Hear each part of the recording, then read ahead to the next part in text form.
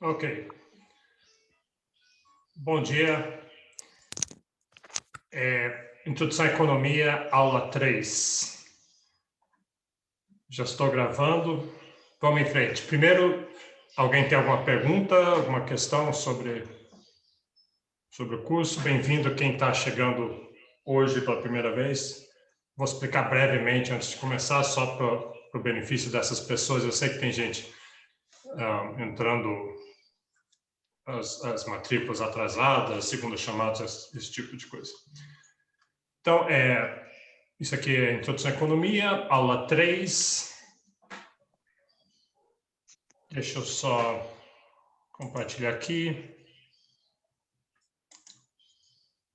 Só lembrando, o ponto de informação sobre a disciplina é no SIGA, e eu adicionei aqui os e-mails dos monitores. Então, muitas perguntas, muitas dúvidas, você pode tirar com os monitores.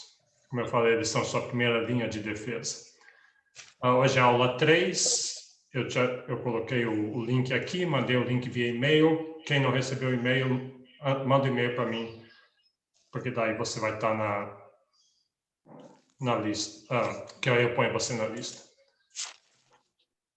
Deixa eu admitir as pessoas que estão chegando agora.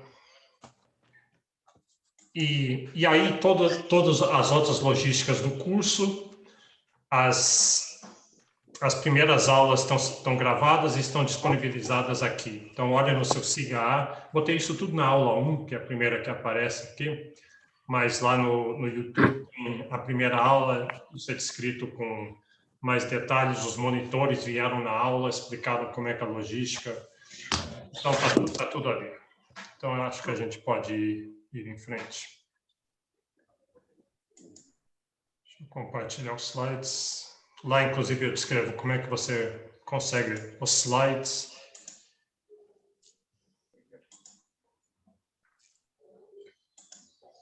Ok. Então, a gente parou aqui. O que a gente fez? Nós definimos o que é economia, para questões, mas essencialmente vai ter que ter alguma coisa a ver com escassez, escolhas. Escassez força você a fazer escolhas. Você faz escolhas baseadas em suas preferências dentro de um certo contexto. Daí vimos 10 princípios de economia. São só conceitos de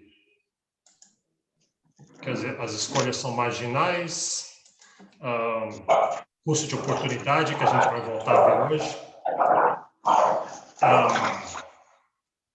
Inflação vem de excesso de oferta de moeda pelo governo, um trade-off entre desemprego, inflação, esse tipo de coisa. Aí, o que mais nós vimos? Então, estou indo rápido aqui, porque isso tudo a gente viu na aula passada. Nós vimos sobre análise normativa e positiva.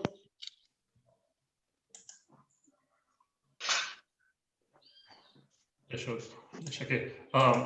Vimos isso, que são abordagens de ciência. E a última coisa que a gente viu, será que a economia é uma ciência? Porque não encaixa com a nossa visão usual de ciência, como pessoas de jaleco branco que fazem ciência, mas é uma ciência no sentido que você está olhando a realidade, olhando os fatos, você está interpretando eles com base em uma teoria, no nosso caso, teoria econômica, e daí você está testando contra os fatos, e se os fatos refutarem sua teoria, você tem que fazer outra teoria.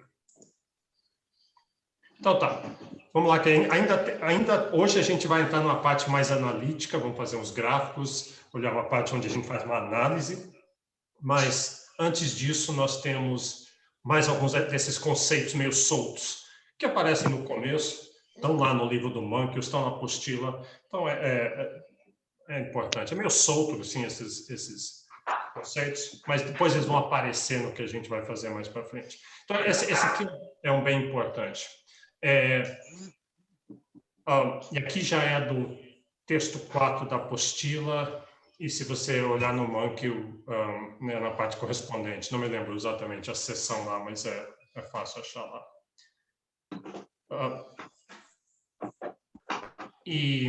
Bom, a ideia de ceteris paribus. Ceteris paribus é eu admitir aqui. Ceteris paribus é grego, será que é latim? Grego. Que significa tudo mais constante. A gente usa muito isso em economia, porque em economia a gente quer muito saber o que acontece. Tem duas variáveis. Se uma variável sobe, o que acontece com a outra variável? Então, ou uma causa a outra, ou elas são correlacionadas. Só que, tipicamente, no ambiente econômico, no tipo de situação que a gente vai olhar, em quase tudo na vida, não se X sobe e Y tem uma relação com X, mas tem um monte de outras variáveis também. Então a gente quer saber o que acontece se X sobe, o que acontece com Y, dado que todas as outras variáveis estão fixas. É isso que a gente quer saber. Então, ceteris paribus. Então, deixa eu dar um exemplo. Tirar isso aqui do caminho aqui. Se o preço da manteiga sobe, está errado aqui, está escrito errado, mas se o preço da manteiga sobe, as pessoas vão comprar menos manteiga. Então, isso é uma coisa que a gente vai ver, é a curva de demanda. A gente vai conhecer isso daqui umas 2, 3 aulas. Vai derivar, desculpe, derivar a curva de demanda. Desculpa, eu fico parando aqui no começo todo, mas é porque fica o tempo todo tendo que admitir pessoas que estão chegando e... Mas daqui a pouco isso regulariza. Então, sobe o preço da manteiga, as pessoas compram menos manteiga. E isso é bem intuitivo, não precisa ser um economista para saber isso. Então, sobe o preço da manteiga, as pessoas compram menos, mas isso só é verdade se todas as outras variáveis ficarem iguais. Por exemplo, uma variável importante é renda. Se sobe o preço da manteiga, mas ao mesmo tempo a renda das pessoas sobe, o país fica mais rico naquele ano, talvez as pessoas vão comprar mais manteiga. Então, para poder ver o efeito único... deixa eu dar uma... Tá. A gente tem que fazer ceteris paribus.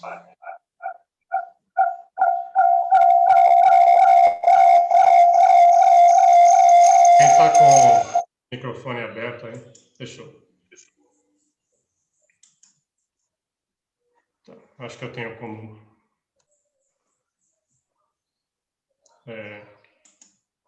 mutar. Ok. Então, veja esses exemplos. Vamos lá.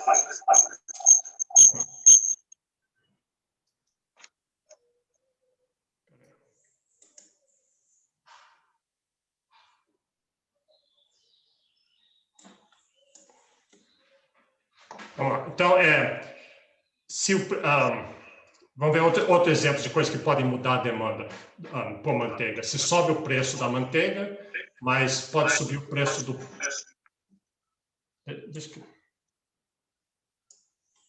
Eu acho que eu tenho como algum lugar como dar um mute geral aqui.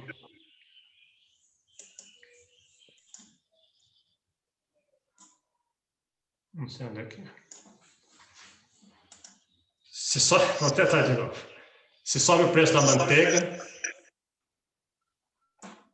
Peraí.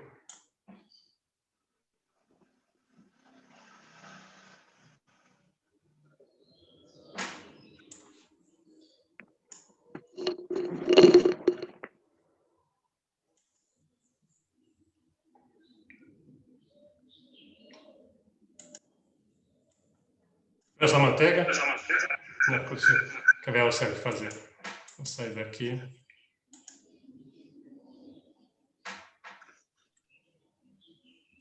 Um instantinho só.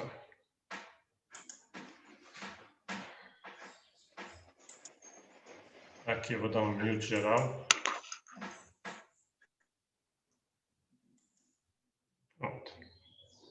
Pronto, agora funcionou, né?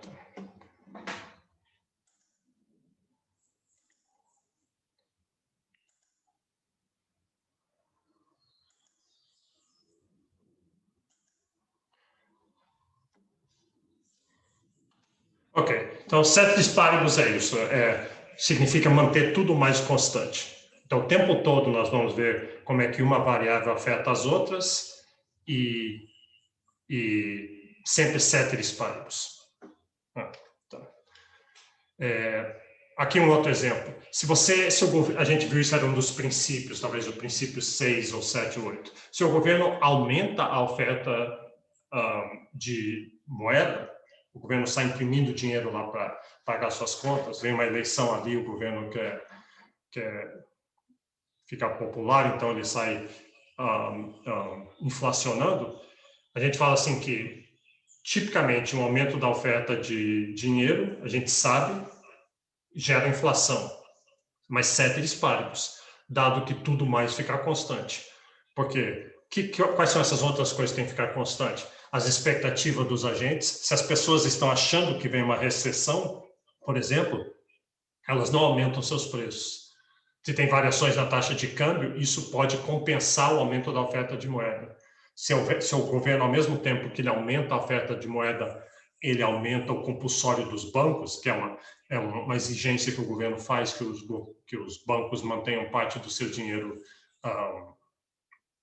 em caixa, sem emprestar. A gente vai ver isso mais para frente. Aí isso pode compensar.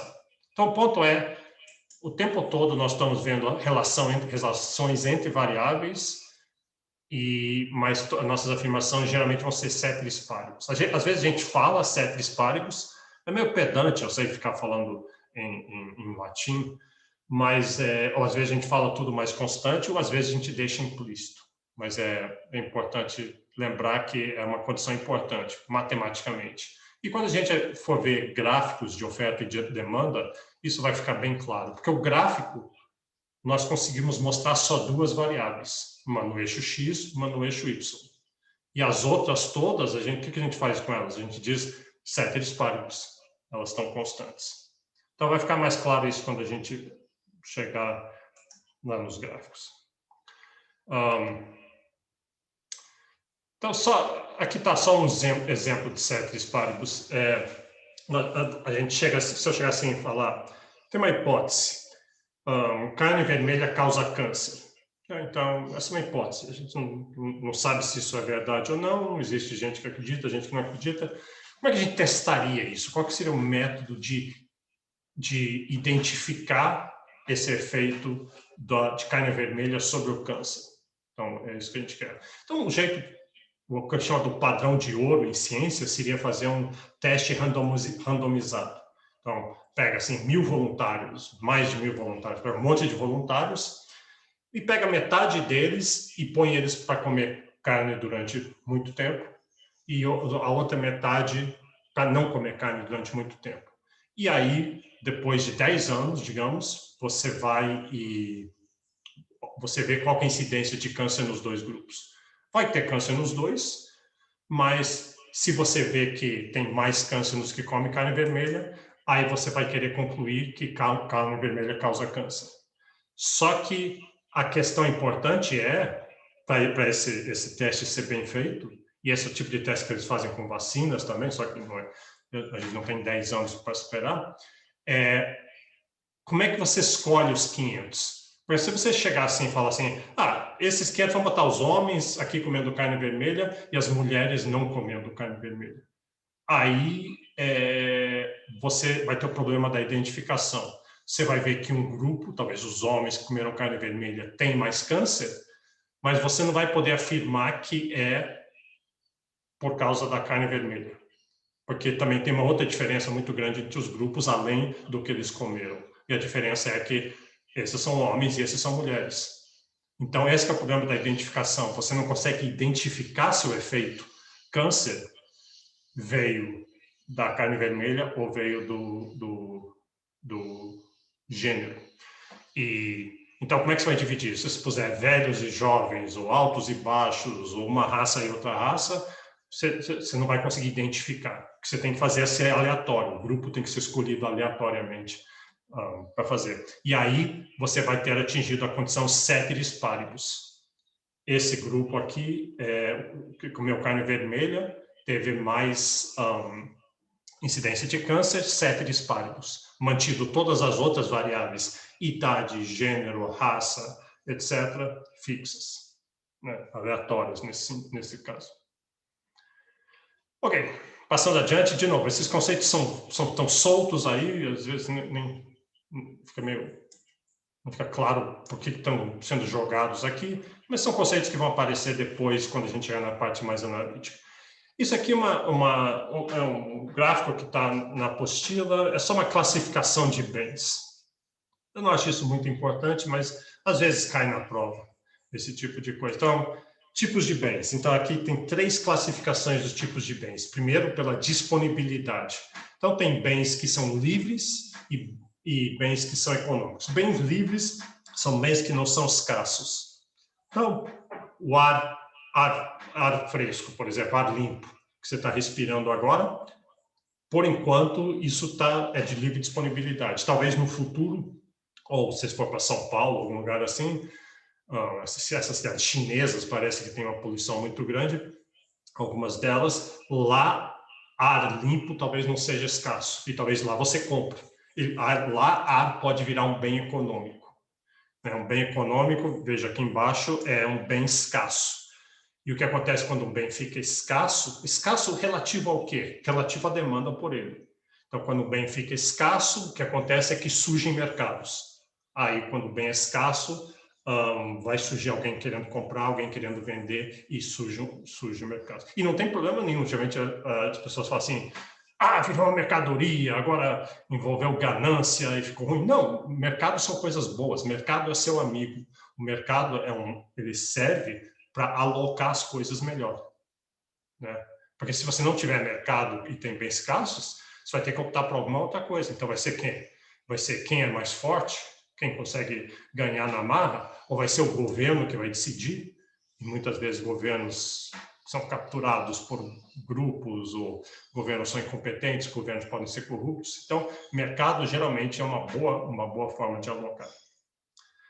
Bom, outra classificação, a forma de utilização, um bem pode ser um bem final, então ele é usado, ele é consumido por quem vai consumir no final desse processo, ou pode ser um bem intermediário que é produzido para produzir outros bens. Então, um ovo que você compra e frita aquele ovo e come para o café da manhã é um bem final, e um ovo que uma padaria compra para fazer bolos para vender é um bem intermediário no processo de produção de bolos. Então, isso é tudo meio óbvio, mas está aí a classificação. E aí tem a outra classificação final, é de uso. Então, deixa eu botar assim. Alguém fez um comentário aqui. Se a distribuição de renda for desigual, quem tem mais renda ganha na marra também, porque tem mais capacidade de adquirir mercadoria. A distribuição de renda desigual, desigualdade é um problema grande e gera essas desigualdades e injustiças, mas aqui já começa a ficar assim, questão de opinião, ideologia, mas provavelmente é pior daí não usar mercados, né? Então, o que eu estou querendo dizer é que daí o que um governo deveria ter, uma sociedade deveria ter políticas para atacar o problema da desigualdade. Então, não vamos abrir mão de mercados porque eles geram eles podem gerar alguns efeitos que a gente não gosta, como atacar esses efeitos e manter o bom uso do mercado. Mas isso, de novo, isso é coisa que pessoas podem discordar, né? Tem opiniões. Então, tem bens de capital e bens de consumo. Bens de capital são bens que são usados para fazer outros bens, e um bem de consumo é quase parecido com bens finais, mas uma geladeira, por exemplo, uma geladeira usada numa padaria é um bem de capital, uma geladeira usada por uma pessoa em casa é um bem de consumo, que pode ser durável ou não durável. Depende de quanto tempo você vai usar. Tá. Então, vamos lá. Isso aqui é bastante importante. Eficiência econômica. Por que isso é importante? É importante e é um pouquinho... tem um problema aí que essa palavra que a gente escolheu em economia, que é eficiência, tem um problema que vocês usam muito. A gente, no dia a dia, nós usamos essa palavra para se referir a algo que funciona bem. Né? Você diz, poxa, eu fui num escritório lá, pedi um documento, eles eram muito eficientes, me deram na hora. Eficiência quer dizer que algo que funciona bem. Mas em economia, a gente usa muito essa palavra, muito esse conceito, e de uma maneira um pouquinho diferente. Então, o que é eficiência? E por que a gente liga para a eficiência, tanto a economia? A questão é a seguinte, pensa assim, lembra lá na definição eu falei assim, o que é economia? Economia é sobre escassez. Se você tem escassez, escolhas têm que ser feitas. Então, pessoas têm que fazer escolhas, firmas e grupos têm que fazer escolhas e governos têm que fazer escolhas. Aí, se você está fazendo escolhas, uma questão importante é se não existe escolhas corretas ou erradas, de certa forma, né? Porque escolhas dependem das suas preferências. Lembra que a gente falou das preferências? Então, não existe escolha errada, mas dado as suas preferências, dado as preferências, de certa forma, da sociedade como um todo, pode ter escolhas eficientes ou não. Então, seria assim, dado que você tem certas preferências, você gosta de certas coisas, deixa eu admitir aqui. Aí você fez uma escolha, essa escolha não foi a melhor escolha que você poderia ter feito, dado as preferências. Ou então você fez uma escolha onde existe outra escolha que você poderia ter feito, que você teria ganhado tanto quanto na escolha que você fez e mais de outras coisas. Então não foi eficiente você escolher. Você ganhou, digamos, 100 unidades do bem X, em troca, você tinha 100 reais, e você ganhou 100 unidades do bem X em troca dos seus 100 reais, mas tinha outra escolha onde você ganharia mais de X, ou a mesma coisa de X e ainda outros bens. Então, não seria eficiente nesse sentido. Então, eficiente é um conceito relativo a outras escolhas que você poderia ter feito. E tem sempre uma escolha que é melhor do que as outras, dado suas preferências, em termos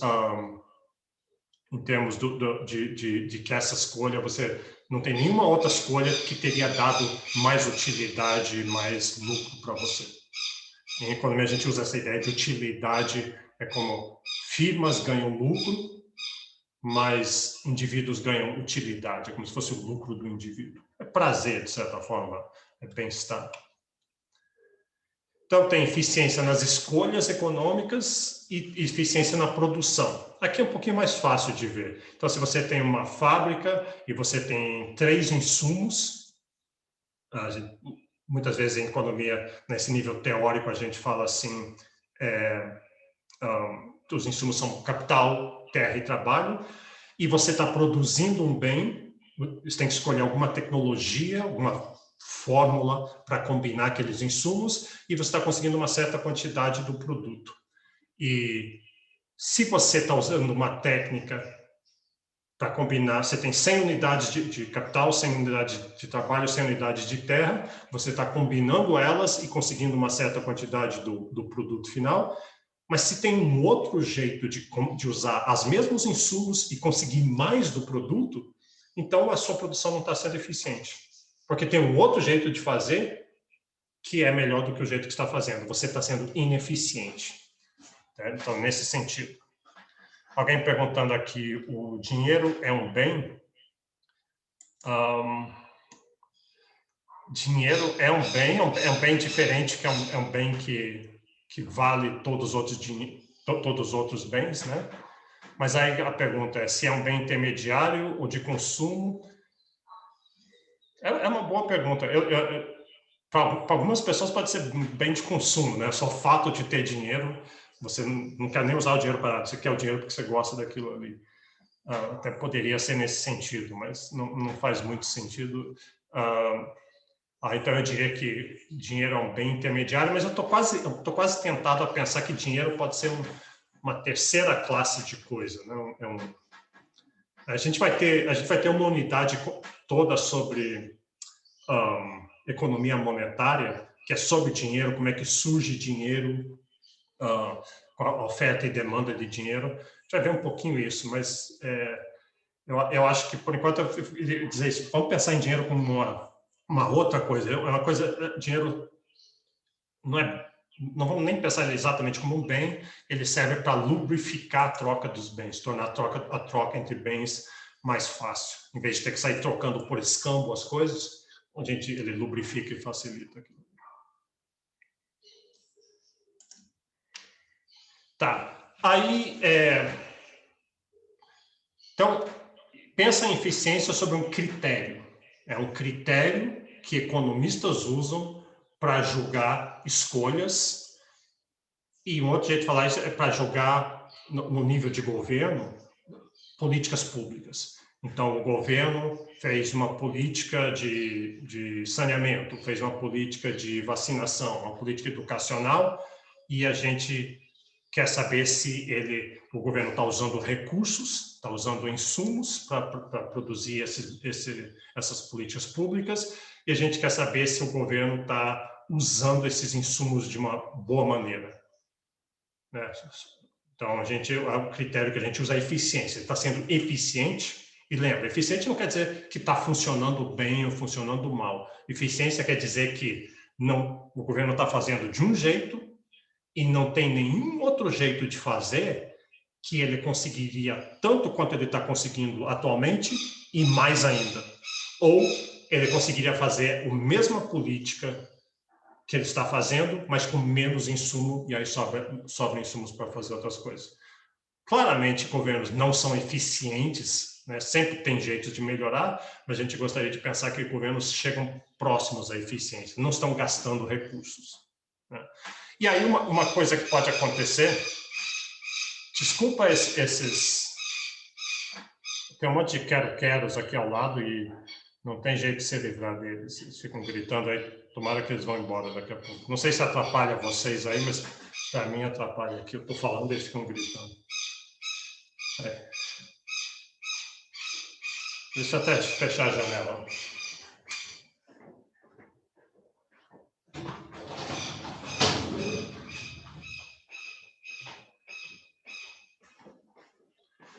Então tá, e aí nessa questão de escolher políticas públicas, uma questão importante pode ser esse trade-off entre eficiência e equidade.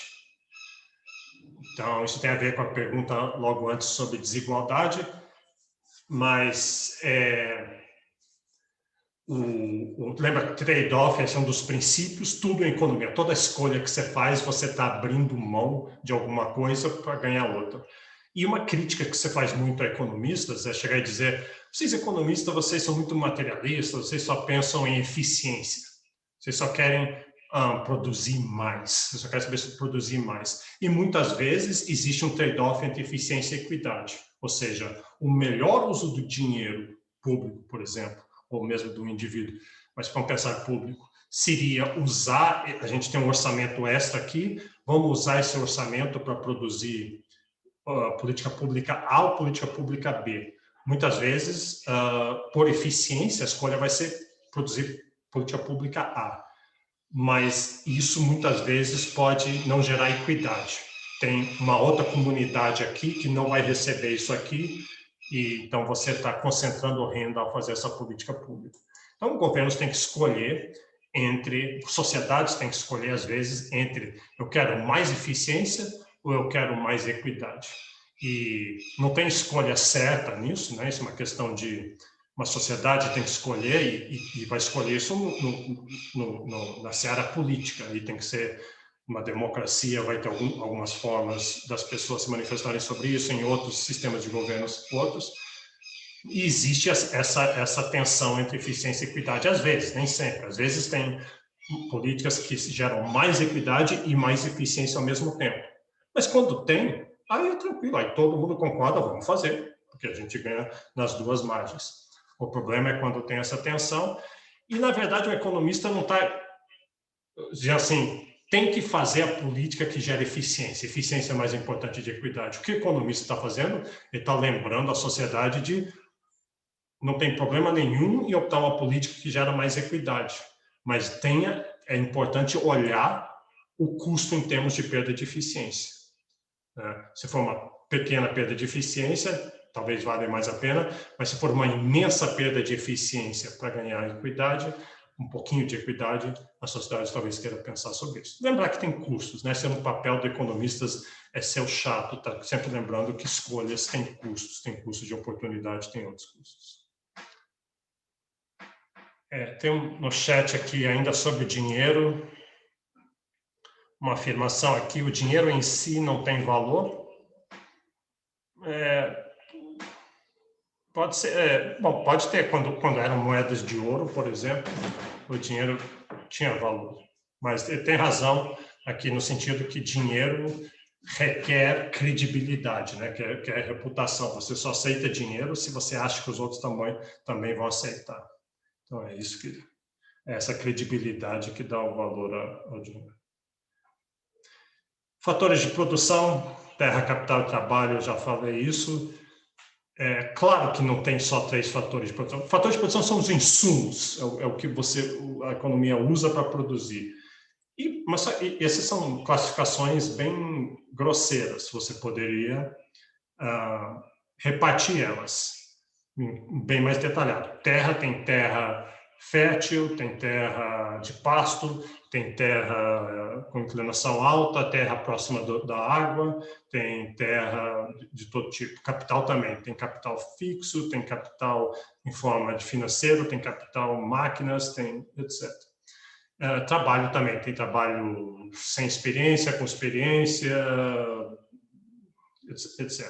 Mas, para facilitar em termos teóricos, às vezes a gente divide.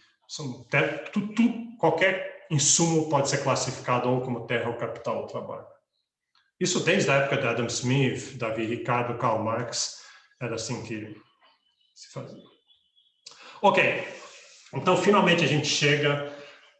Vimos esses conceitos soltos: custo de oportunidade, eficiência, análise normativa positiva, classificação dos bens, ceteris paribus. Agora vamos colocar algumas dessas coisas em ação. Vamos fazer algo analítico, vamos analisar uma situação. E a situação, vamos tentar modelar escolhas no consumo, primeiro, e depois escolhas na produção.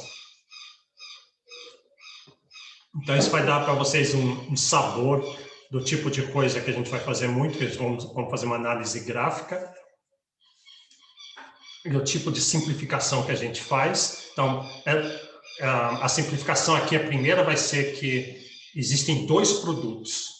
Nós temos dois produtos de consumo aqui. Nesse caso, o exemplo escolhido aqui vai ser comida, você tem 2 opções. Chegou a hora do almoço, você tem 2 opções. Ou você vai no bandejão, no restaurante universitário, onde a refeição custa R$ 2,50. Isso aqui deve estar bem defasado, né? Acho que é bem mais que isso, mas R$ 2,50. Ou você pode ir numa lanchonete, onde custa R$ 12,50. Então, já tem alguns dos dados aí. As escolhas estão aí, não tem mais nenhuma outra escolha. Essa os únicos bens que você consome na sua vida inteira, a simplificação é essa. E você tem um orçamento de R$ 150. Então, essa é a sua restrição orçamentária. Você só pode gastar até aí. Eu ainda vou fazer algo mais irreal ainda. Eu vou dizer o seguinte: você tem que gastar todo esse dinheiro. Se sobrar dinheiro, no próximo mês você não pode poupar esse dinheiro e usar depois. Então, você tem esse 150 e ou você gasta tudo, o que sobrar vai sumir. Eu sei que não é realista, mas para deixar as escolhas bem claras. Então, a sua única escolha não é se vai consumir hoje ou mês que vem. Sua escolha é simplesmente quanto que você quer consumir no restaurante universitário e quanto que você quer consumir na lanchonete.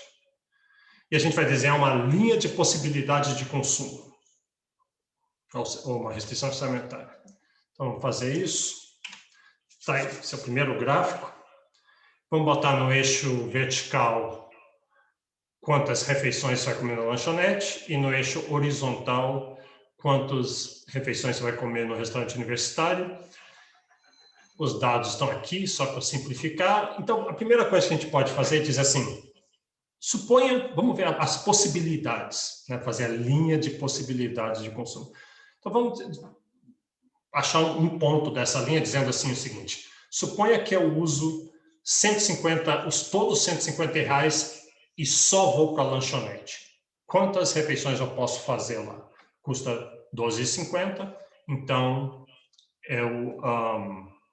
dá 12. Eu divido 150 por 12,50, dá 12. Então, essa aqui é uma opção, isso é uma possibilidade para você, é comer 12 vezes no fast food. Outra possibilidade é comer só no restaurante universitário. Então, pega 150 e divide por R$2,50, que é o preço, e você pode comprar 60 refeições durante o mês. Então, essa é uma possibilidade, essa é outra. Aqui, a equação mostra essas possibilidades, é uma equação linear. Então, o F é o número de lanchonetes, idas ao lanchonete, R é o número de idas ao restaurante universitário, e a equação tem que fechar, tem que bater no 150. E isso vai me dar a linha. Então, qual que eu vou querer? Será que eu vou querer ir para lanchonete, ou será que é o restaurante? Ou será que eu quero uma combinação dos dois? Eu não preciso ir só para um, eu posso ir uma combinação dos dois. Então, eu posso... Aqui está exemplos. Todos esses exemplos aqui são possibilidades. Então, eu posso ir 9 vezes no fast food e 15 vezes no restaurante universitário. Para ver que realmente está na linha, multiplique 9, põe 9 aqui no F, põe 15 aqui no R, e você vai ver que vai bater com 150. Então, é uma possibilidade. E tem infinitas outras possibilidades aqui. Não, talvez não infinitas, mas tem várias outras possibilidades aqui. Qual é o correto?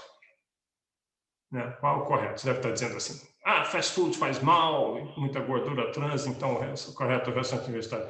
Não, depende das preferências. Né? Lembra, a gente é agnóstico quanto a preferências numa análise econômica. Se for análise nutricional, análise moral, nacionalista, você escolhe outras, vai levar conta outros critérios. Nossa única preocupação é que a eficiência, que você...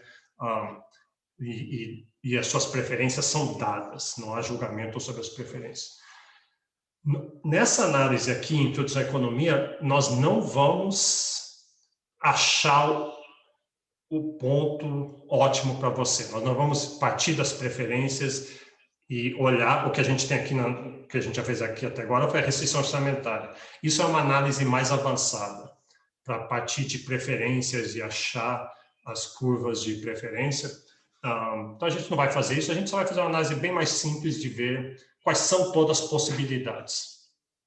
Então tá aí, desenhamos todas as possibilidades e a gente pode fazer algumas análises com isso. Está bem simples, mas dá para já dizer algumas coisas. Por exemplo, todos esses pontos aqui dentro do triângulo, os pontos que estão em azuis aqui, são pontos viáveis.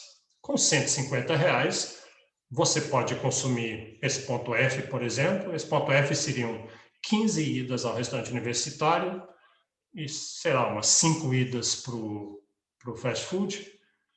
Então, ele é viável.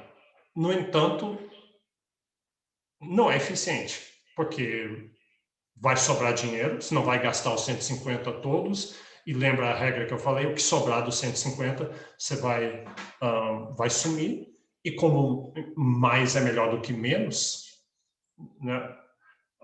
Então não é uma boa escolha. É melhor você estar em algum ponto da linha.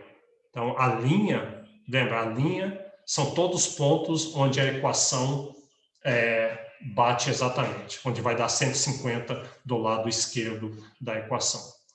Qualquer ponto dentro do triângulo esse lado esquerdo da equação vai ser menor do que o lado direito.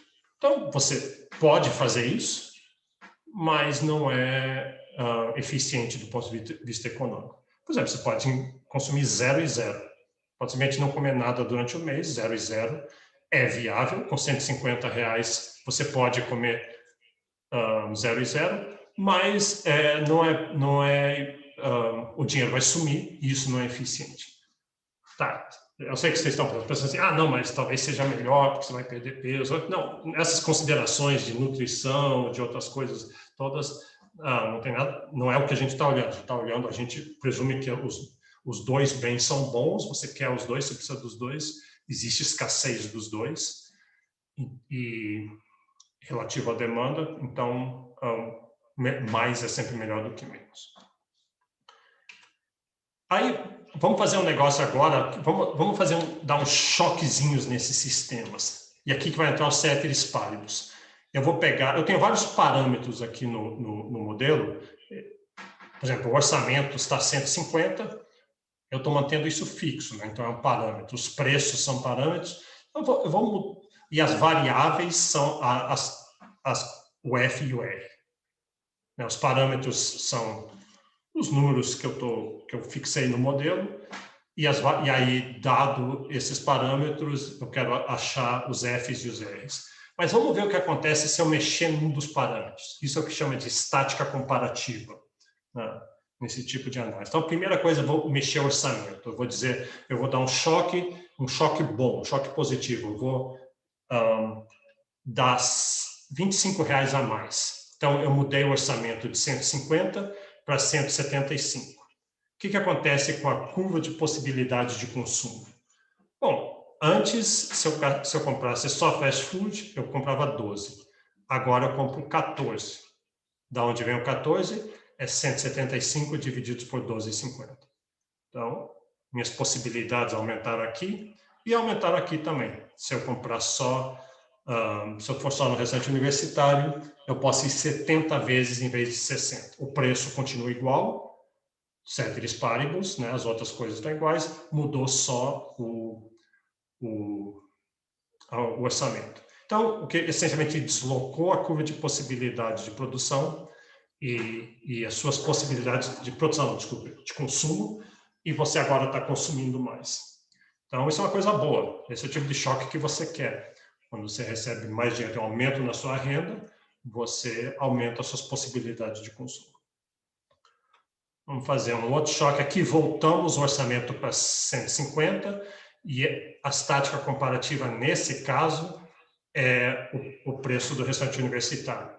Antes, na nossa situação base, era 2,5, 2,50, e agora passou para 5, dobrou o preço.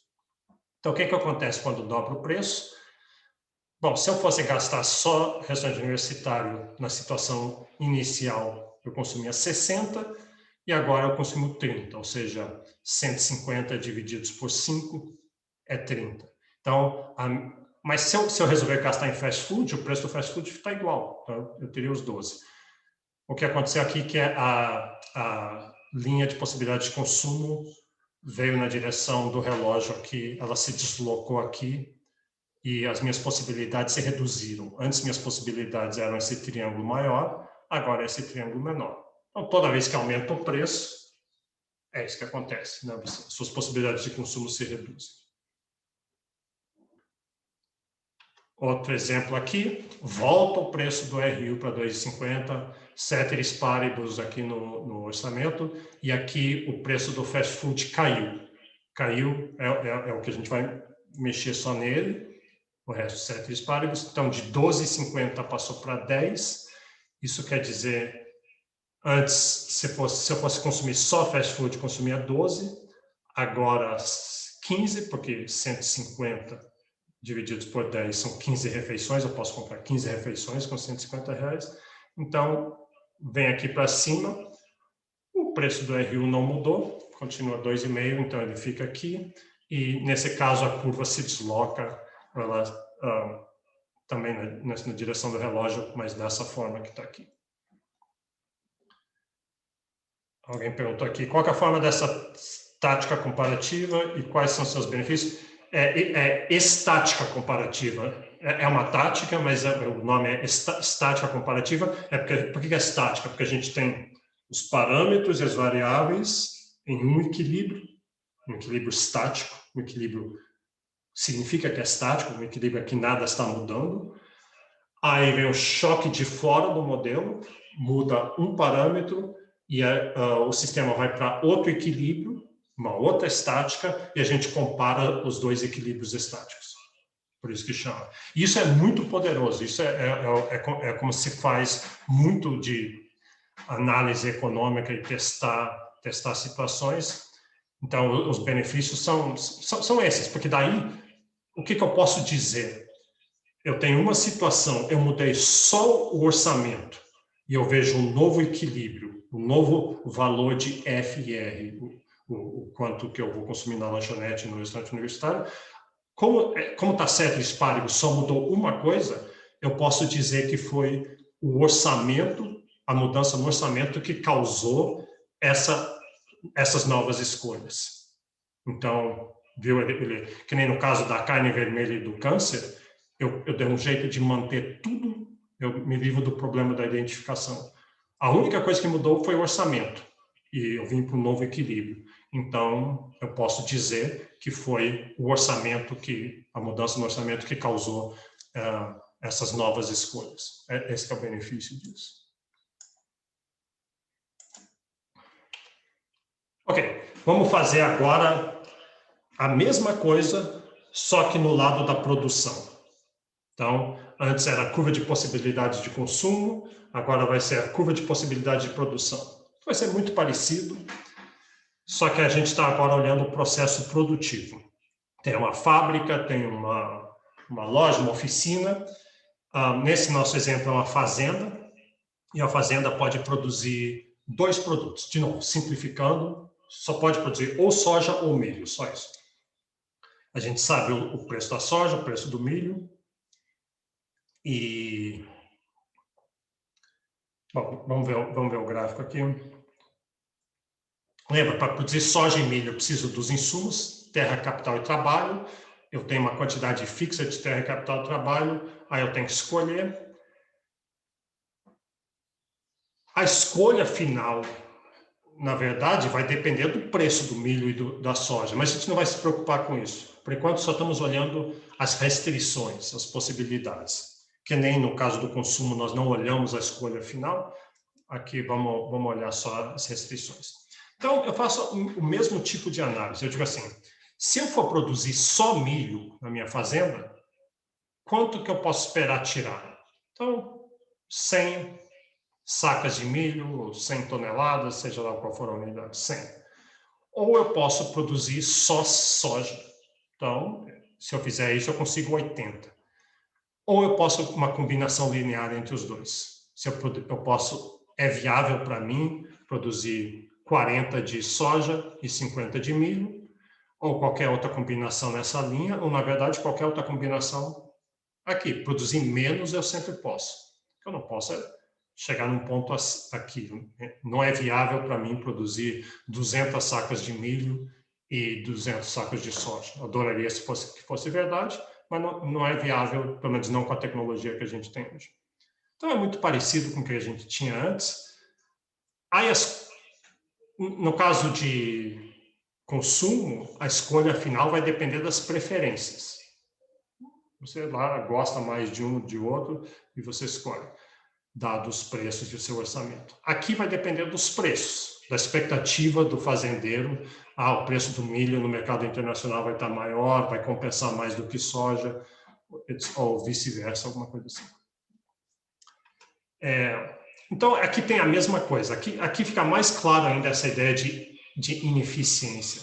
Se o fazendeiro escolheu de produzir aqui, essa quantidade aqui, então, eu diria que serão uns 30, 32 sacos de soja e uns 25 sacos de milho, ele pode fazer. É possível ele fazer isso aqui. Só que não é eficiente, porque com os insumos que ele tem, ele poderia produzir mais dos dois. Ele poderia produzir um ponto como esse aqui, 40 e 50, que é mais do que o ponto P. Então, o ponto P é viável, mas não é eficiente. E a premissa aqui é que se ele não usar os insumos deles para produzir ou milho ou soja nessa safra, ele não pode usar para mais nada. Ele não pode alugar, ele não pode deixar a terra descansando para recuperar a fertilidade, nada disso. Então, no modelo simplificado, essas escolhas não existem.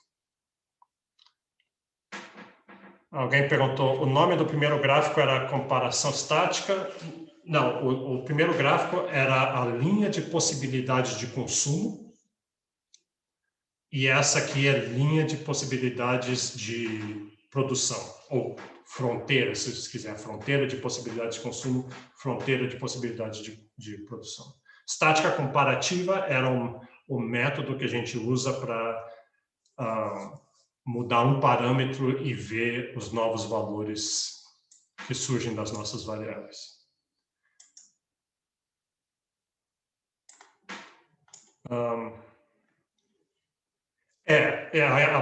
Alguém falou assim, a eficiência é sempre relativa às variáveis em análise. Sim, eficiência é um conceito relativo. Então, é relativo a todas as outras possibilidades que existem.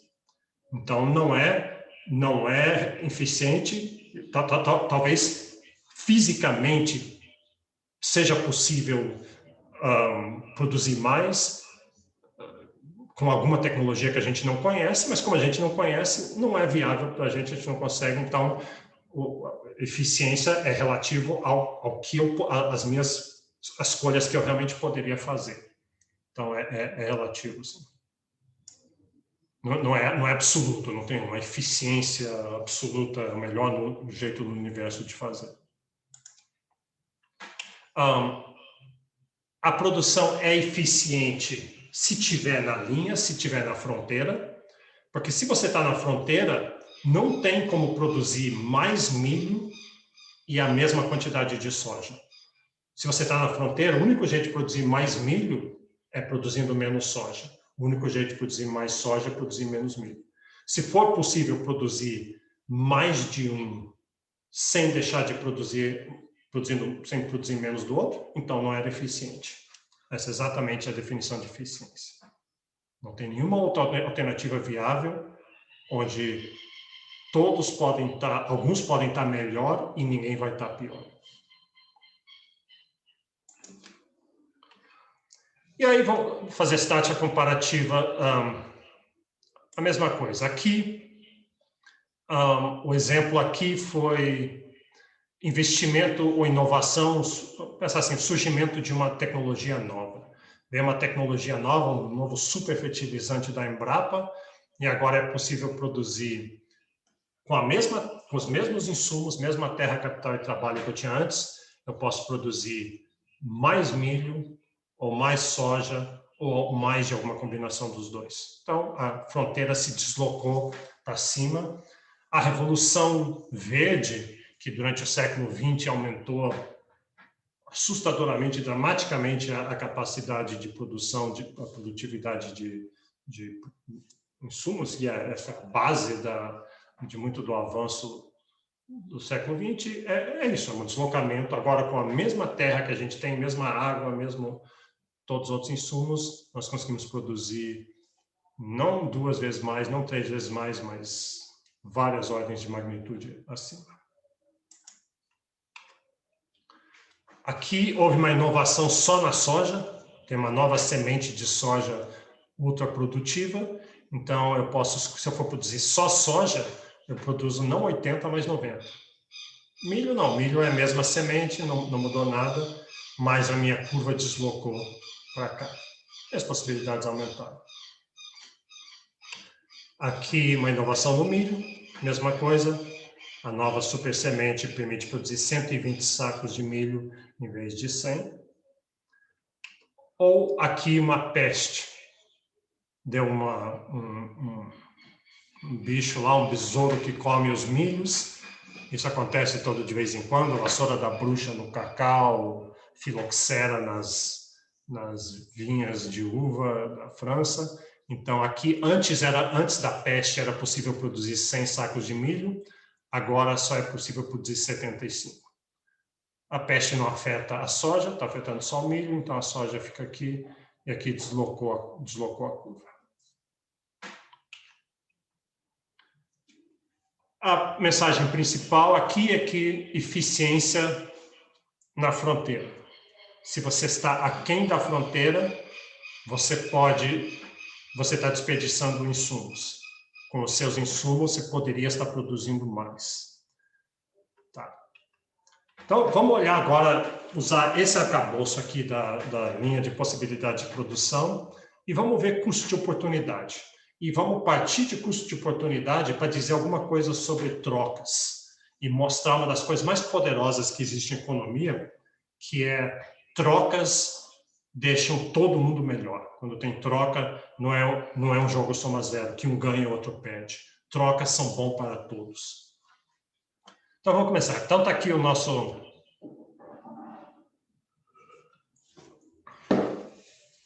nosso arcabouço, linha de possibilidade de produção entre milhos e soja. E tem os vários números aqui. Vamos começar aqui. Suponha que eu comecei produzindo, historicamente eu produzia só milho, então eu era eficiente. Eu produzia tudo que dava com os meus insumos. Então, eu produzia 100 e estava aqui no ponto A e necessariamente daí eu produzia 0 de soja. 100 sacos de milho e 0 de soja. Aí, em algum momento, eu resolvi que, não, nessa safra eu quero produzir um pouquinho de soja. Quero diversificar um pouco e produzir um soja, acho que o preço da soja vai estar melhor. Então, eu vou produzir alguma soja, mas o que eu quero saber é, isso vai ter um custo de oportunidade. Porque se eu produzir soja, necessariamente eu vou ter que abrir mão de milho. Porque eu não tenho recursos ociosos, eu estou eficiente, não estou desperdiçando recursos, então não dá só para melhorar o meu uso dos recursos, manter a produção de milho e ainda produzir soja. Eu vou ter que abrir mão de milho. E isso que eu vou abrir mão é o custo de oportunidade. Abrir mão de é um outro jeito de falar custo de oportunidade. Então, agora eu posso calcular meu custo de oportunidade, eu posso botar um valor em reais. E o jeito de fazer isso é dizer assim, bom, eu vou produzir 20 sacos de soja, mas o que eu abri mão? O que eu ganhei? Meu benefício está aqui, é uma análise custo-benefício. Meu benefício foi 20 sacos de soja e meu custo foi que eu passei de 100 para 75 de milho. Então, eu tive meu custo aqui, 25. O custo é 25 sacos de soja para cada 25 sacos de milho que eu abri mão para ganhar 20 sacos de soja. Mas aí, em vez de ficar 20 e 25, vamos dividir tudo.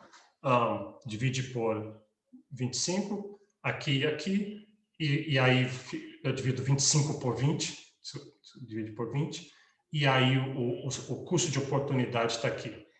É 1,25 sacos de milho que eu vou ter que abrir mão a cada saco de soja que eu quiser produzir.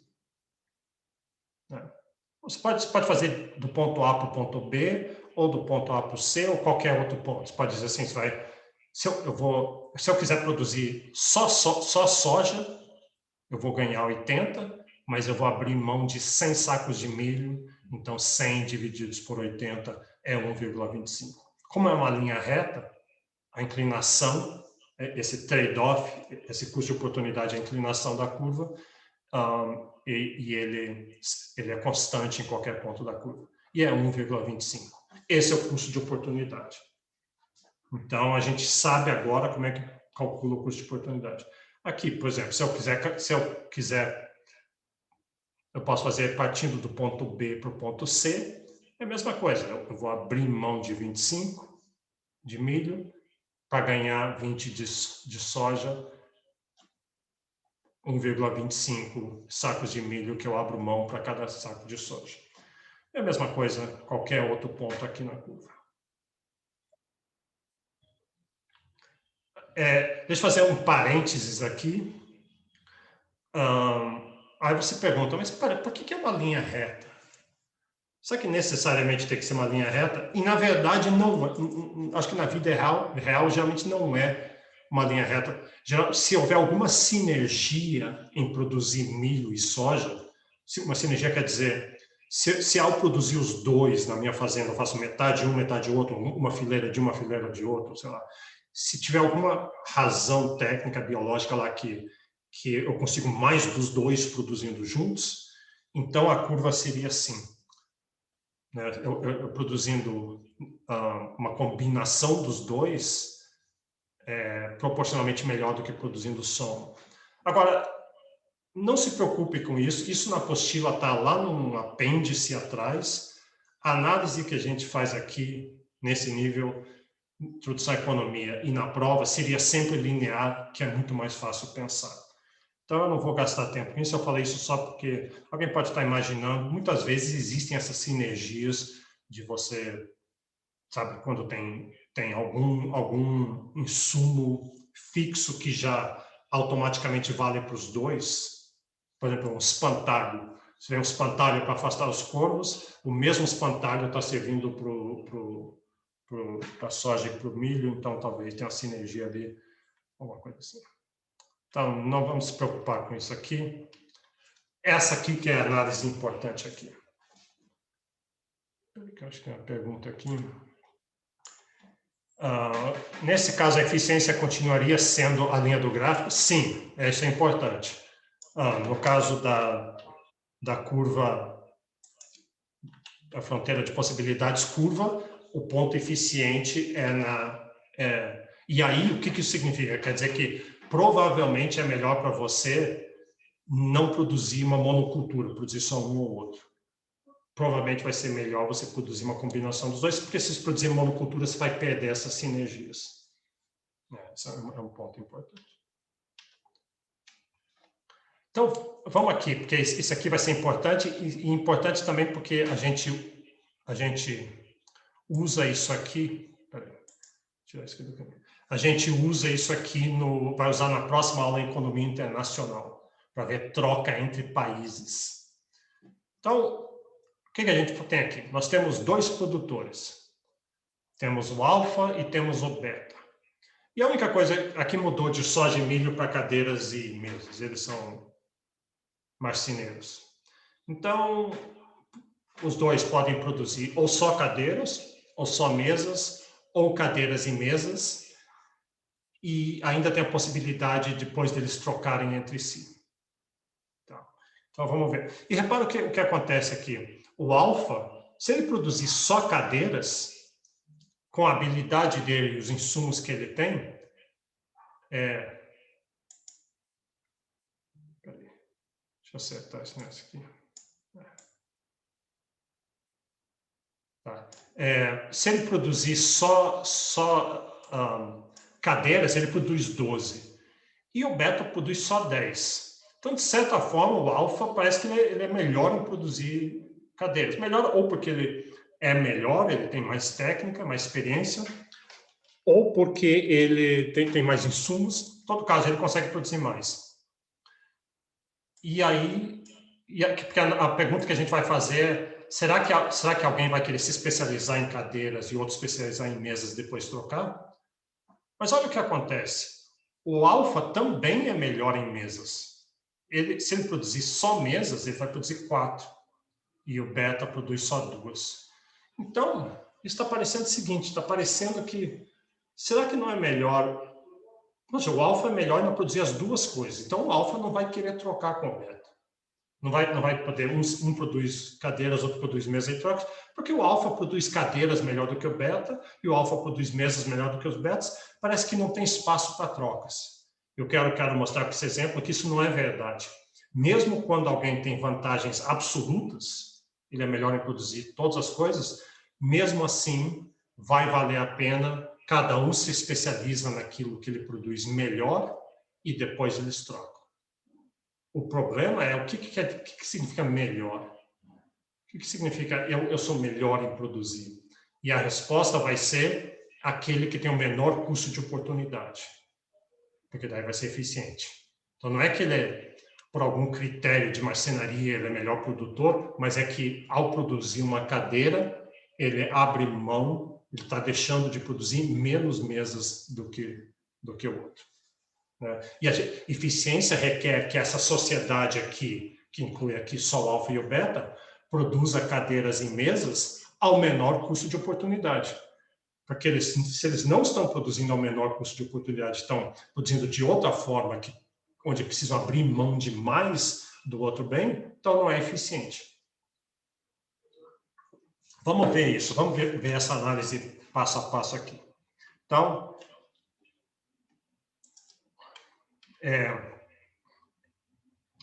o que distingue os dois produtores, já vimos. Vamos calcular o custo de oportunidade para cada um deles, alfa e beta, de produzir cadeiras e produzir mesas. E aí a gente vai poder escolher quem é que tem vantagem comparativa em cada bem, e aí a gente coloca cada um para produzir aquilo que ele tem vantagem comparativa, e a gente troca e vê se realmente isso valeu a pena. Então vamos começar com o alfa. Qual que é o custo de oportunidade da produção de uma cadeira para o alfa? Então, vamos fazer o seguinte, quando é o custo de oportunidade da produção de uma cadeira, o jeito que eu faço para pensar isso, você pode ir em qualquer ponto na curva, eu faço assim, vamos supor que ele está produzindo só o outro bem. Então, ele está produzindo 4 mesas, e agora a gente quer saber o custo de oportunidade, ele está produzindo só mesas, 4 mesas, e ele resolve produzir algumas cadeiras. O que ele está abrindo mão em termos de mesas para ter algumas cadeiras? Então, ele está produzindo 4 mesas. Então, eu posso escolher qualquer ponto na curva, mas eu vou escolher aqui. Vai deixar de produzir mesas, vai abrir mão de produzir 4 mesas e vai ganhar 12 cadeiras. Né? Então, 4 é o que ele abriu mão, é o custo dele. Ele abriu mão de 4 mesas para ganhar 12 cadeiras, então ele está abrindo mão de 1/3, 4 sobre 12 é 1/3, 1/3 de mesa para cada cadeira que ele produz. Esse é o custo de oportunidade de produzir uma cadeira. Para o alfa, produzir uma cadeira significa produzir 1/3 de mesa a menos. Ok? Vamos fazer a mesma coisa aqui para o beta. Para o beta, eu vou pegar o 2, ele está produzindo 2 mesas, se ele deixar de produzir mesas, então o custo é 2 mesas a menos, e o que ele ganha? Ele ganha 10 cadeiras, então 2 sobre 10 é 1/5. 1/5, quando o beta produz uma cadeira, ele abre mão de 1/5 de mesa. Qual desses dois tem o menor custo de oportunidade? A gente está medindo isso em mesas. É o beta. O beta, ele, ao produzir uma cadeira, perde só 1/5 de mesa. Então, a gente vai concluir mais para frente que é melhor que o beta produza cadeiras. Isso vai ter um custo menor em termos de mesas e depois troque com o alfa. Mas vamos ver o custo de oportunidade de produção de uma mesa, que é a mesma coisa. Suponha que o alfa está produzindo só cadeiras, está produzindo 12 cadeiras, e resolve produzir mesas em vez. Então, o custo dele vai ser perder 12 mesas e ganha 4 cadeiras. Então, ele perde 12 mesas para ganhar 4 cadeiras desculpa, falei errado. Perde 12 cadeiras para ganhar 4 mesas, então o custo de cada mesa foi abrir mão de 3 cadeiras. Ao produzir 12 cadeiras, ao produzir uma mesa, ele usou materiais, usou o tempo dele, então o custo é 3 cadeiras. Faça a mesma coisa para o beta. Qual que é o custo de oportunidade da produção de uma mesa? Você está produzindo só cadeiras e resolve produzir mesas, ele perde 2 cadeiras para cada mesa que ele ganha, perde 2 cadeiras para cada mesa, para cada 2 mesas, então o custo de oportunidade é 5, 10 divididos por 2 é 5. Qual dos dois tem o menor custo de oportunidade em termos de para produzir uma mesa, medido em cadeiras? É o alfa, acho que é isso que eu tenho aqui. Então, o alfa tem o menor custo de oportunidade de produzir mesas, o beta tem o menor custo de oportunidade de produzir cadeiras. Então, o que eu quero fazer agora, vamos dizer assim, que vamos ver diferentes alocações que eles poderiam fazer. Primeiro, vamos fazer a alocação errada. Vamos primeiro falar para o alfa se especializar em cadeiras e o beta em mesas, que é o errado, né? Porque a gente sabe que o alfa tem vantagem comparativa em produzir mesas. Mas vamos fazer para ele produzir cadeiras. Então, o alfa vai produzir cadeiras, ele vai produzir 12, e o beta vai produzir mesas. Embora ele tenha vantagem comparativa em produzir cadeiras, nós vamos botar ele para produzir mesas. Aí, o que no conjunto eles estão produzindo? Eles estão produzindo 12 cadeiras e 2 mesas. Então, o alfa tem 12 cadeiras, mas ele decide assim, poxa, eu produzi 12 cadeiras, mas eu queria uma mesa. O que eu posso fazer? Melhor assim, bom, o beta produziu 2 mesas, será que ele não me vende uma das mesas dele? Aí, e o beta fala assim, tá, eu vou perguntar para ele, mas o máximo que eu estou disposto a pagar por uma mesa são 3 cadeiras. Porque se for mais do que 3 cadeiras, está acima do meu custo de oportunidade. Aí eu mesmo produzo. Então, eu só vou querer trocar com ele se ele me vender uma mesa por menos de 3 cadeiras. Aí o alfa pergunta para o beta e o beta fala, não, eu não vou vender uma mesa para você por 3 cadeiras, que meu custo de oportunidade foi 5. Não vale a pena para mim. Eu vou ganhar só 3 cadeiras, mas eu abri mão de 5 para fazer essa mesa e você vai me dar 3. Então, repara, não tem trocas possíveis. Ao se especializar nos bens errados, a gente violou... desculpa, voltar lá. A gente violou as vantagens comparativas, né? A gente não levou em conta os custos de oportunidade das pessoas, então não tem trocas e essa alocação não é eficiente, onde o alfa produz só cadeiras e o beta produz mesas. Qual que seria a alocação eficiente aqui? Vamos ativar aqui as vantagens comparativas. A gente sabe que o alfa, ele tem vantagem comparativa em produzir mesas. Então, vamos usar isso.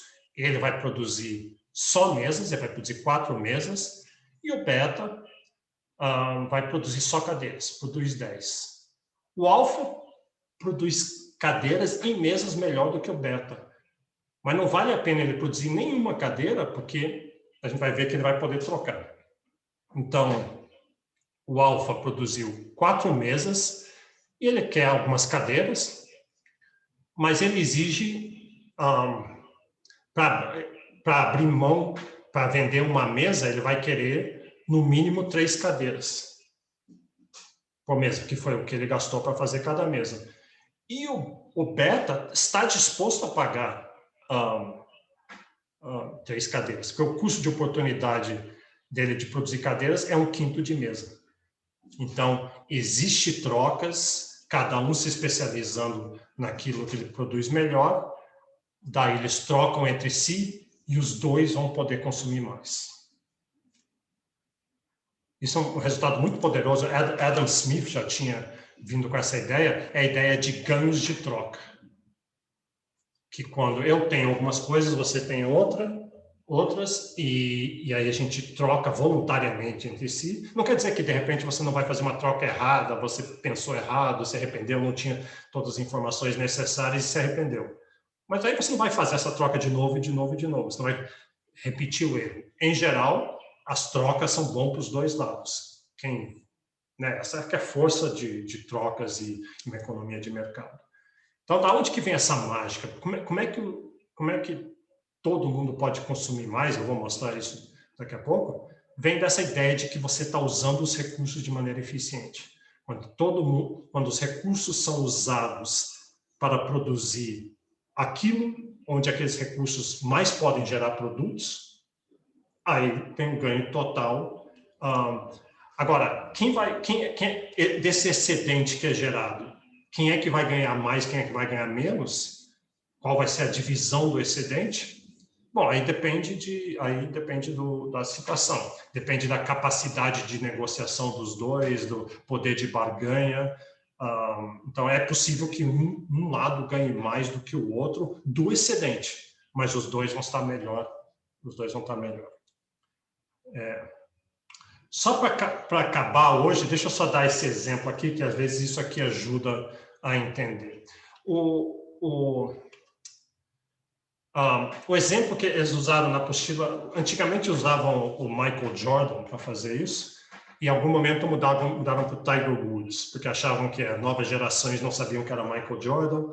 Eu acho que a nova geração também não sabe quem é mais Tiger Woods, porque é um jogador de golfe, afinal de contas, e pelo menos aqui no Brasil a gente não é muito ligado. Mas se você não sabe quem é Tiger Woods, ele é um jogador de golfe, assim, o melhor dos melhores. Pelo menos durante um tempo ele foi. E a pergunta é a seguinte: é essencialmente o caso que a gente viu entre produzir mesas e cadeiras, só que aqui vai ser com é o Tiger Woods e ele e o filho do vizinho. O filho do vizinho é um garoto qualquer. Então, a pergunta é: o Tiger Woods deve cortar sua própria grama? Então, as duas atividades, mesa e cadeira aqui, é cortar grama do jardim ou e fazer participar de uma campanha publicitária. Então, o Tiger Woods ele tem campanhas publicitárias de tênis ou de bebidas energéticas, qualquer coisa assim. Então, o Tiger Woods, vamos ver qual que é o custo de oportunidade de cada um. O Tiger Woods, em 2 horas, ele corta o jardim dele. E o jardim é imenso, e o Tiger Woods é muito bom. Como ele é um atleta lá, ele consegue cortar, ele corta rápido e corta bem.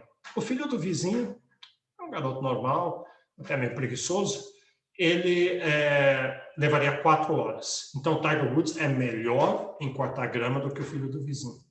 E o Tiger Woods tem uma campanha publicitária que, se ele passar 2 horas lá, vai render $10 mil para ele. O filho do vizinho não tem, até hoje ninguém convidou ele para uma campanha publicitária. Então, olha o custo de oportunidade do Tiger Woods resolver cortar grama. Ele vai levar 2 horas e a gente vai ter que não vai poder fazer aquela campanha publicitária. É meio esdrúxulo esse exemplo. O que o exemplo tenta fazer é ir a extremos, né? Ir a extremos, botar alguém extremamente mais produtivo do que o outro para mostrar. Então, qual que seria a opção? A opção seria, em vez do Tiger Woods abrir mão da campanha publicitária para cortar sua grama, ele pode contratar o filho do vizinho para cortar grama. E o custo de oportunidade do filho do vizinho, suponha que ele trabalha, aqui nesse exemplo, no McDonald's ao lado, onde ele ganha $20 em 4 horas. Ele leva 4 horas para cortar grama, então o custo de oportunidade dele de cortar grama seria $20. Então, o que é melhor para a sociedade? Que a sociedade quer que a grama seja cortada, que a campanha publicitária seja feita, ou quer que o garoto trabalhe no McDonald's, mas quer que os recursos sejam bem usados, ao menor custo de oportunidade.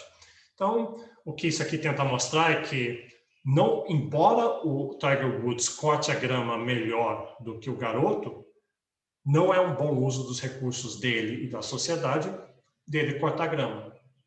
Deixa outra pessoa cortar e ele paga a diferença. Aí, cadê o excedente aqui? Bom, o Tiger Woods, na verdade, quanto que ele vai pagar para o garoto cortar a grama? Qualquer valor entre $20 e $10 mil. Né? Porque ele tem que dar pelo menos 20, porque se ele oferecer menos do que 20, o filho do vizinho diz: eu não aceito, eu vou lá para o McDonald's, eu ganho 20 lá.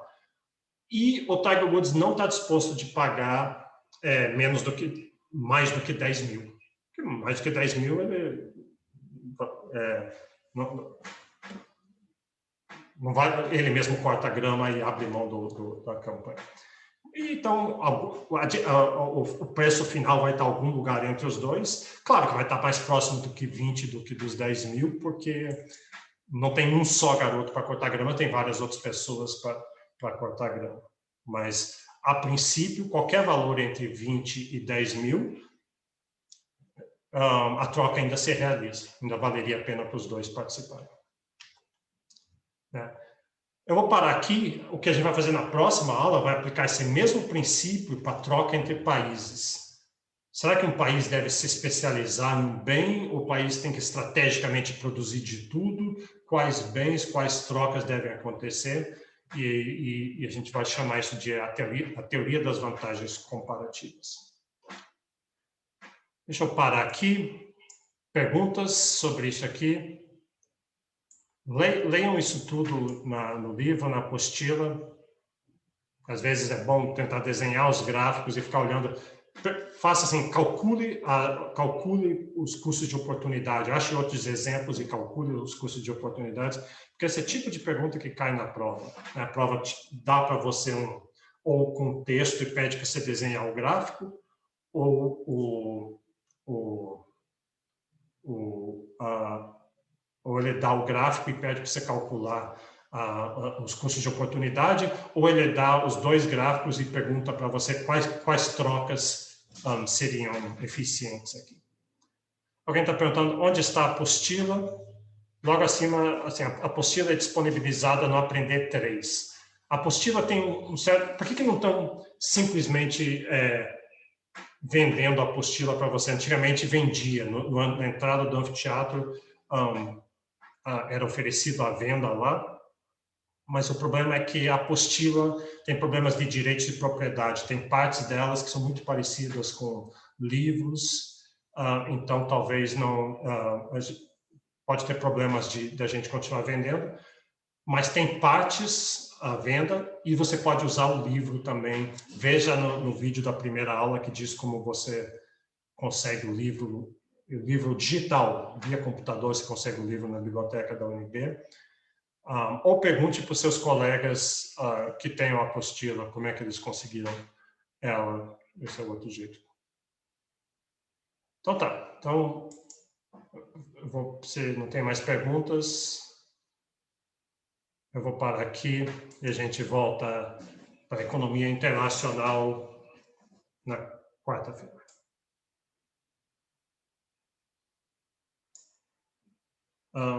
Qual é o nosso Aprender 3? Não sei exatamente o que quer dizer isso, mas em todo caso, no começo da aula hoje eu botei o e-mail dos monitores. Esse é o tipo de pergunta que os monitores podem resolver sobre a apostila, esse tipo de coisa. Alguém respondeu aqui no chat. Então tá, vou parar aqui até quarta-feira.